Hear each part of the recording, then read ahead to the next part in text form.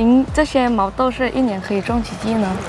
这毛豆1年种2季，年前1季，年后1季啊。那多长时间一季？这个从播种到收就是2个半月，就75天啊，补1季啊。毛豆这些种子是从哪里采购？从中国这个郑州采购来的种子是啊。那这些毛豆是要销售到哪些地区呢？这毛豆就销售到中国武汉、常州、广州、广东，反正一带中国各大市场啊。那现在毛豆市场价格是多少呢？现在毕竟是春节，那个多数的放假，这个价格不怎么好，就是以前高的时候能卖到这个270、8啊，这150、6，最低就是112啊。那这些毛豆您种了多少亩呢？一共种了5000亩，可能5000零200-300亩啊，多一点啊，5000亩啊。那这些毛豆的产量跟那个质量是怎么样？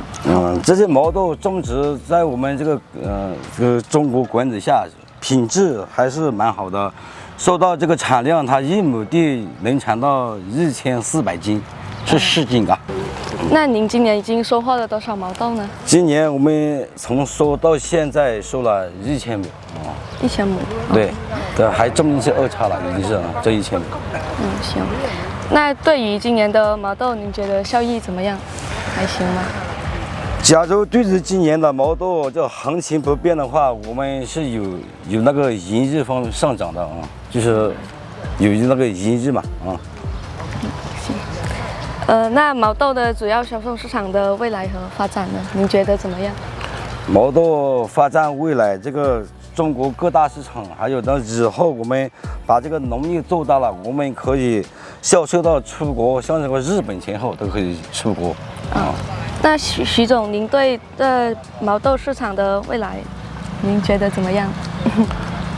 这个对于毛豆市场未来，我看是行情要好上去的啊，因为它毕竟它中国各大市场，它的人流量比较大，对吧？